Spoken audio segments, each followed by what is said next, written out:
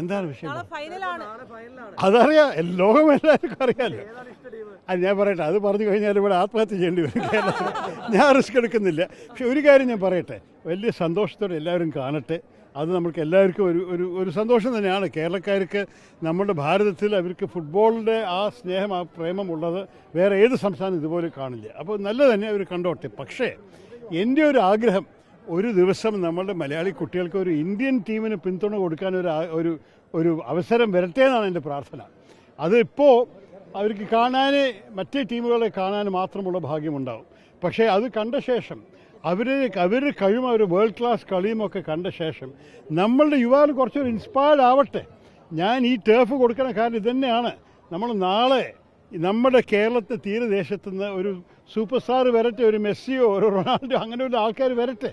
നമ്മൾ വിദേശകാരെ കണ്ടു, തപ്പ് കൊട്ടി, സമ്മതിച്ചു. അതൊക്കെ നല്ല തന്നെ, നല്ല കളി കാണാൻ എല്ലാവർക്കും ഇഷ്ടമാണ്.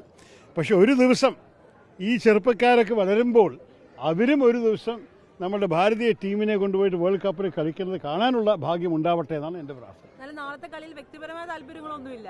അല്ല, നോക്കൂ, നല്ല കളി കാണണം എല്ലാവർക്കും, അല്ലേ? അത് ആര് നന്നായി കളിച്ചാലും നമ്മൾക്ക് എന്താ ഉള്ളത്? ഞാൻ ഇതൊരു സൈഡ് എടുക്കുന്ന, എനിക്കറിയാം കേരളത്തിൽ കുറേ അർജൻറ്റീന സപ്പോർട്ടേഴ്സ് ഉണ്ട്, ഞാൻ അവർ കുറ്റം പറയില്ല. പക്ഷെ നല്ല കളി കാണണം, അത്രയും. എനിക്ക് വേറെ പ്രത്യേകിച്ചൊരു ഫേവറേറ്റ് ഇല്ല.